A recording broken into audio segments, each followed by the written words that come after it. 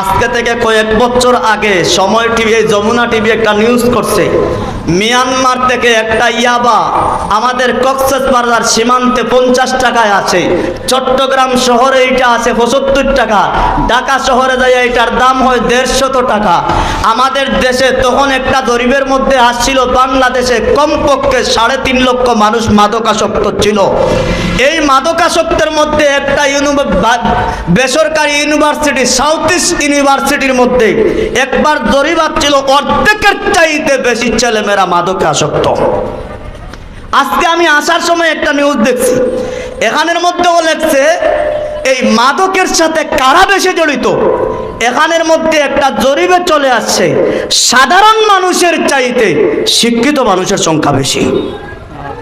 কি বুঝলেন? আমরা কাদেরকে শিক্ষিত বলছি? আমরা শিক্ষিত কাদের বলছি? হ্যাঁ, নাই এমন না, রাজনৈতিক ব্যক্তি আছে, বখাটেরা আছে, চোর ডাকাতেরা আছে, হাইজেকারেরা আছে।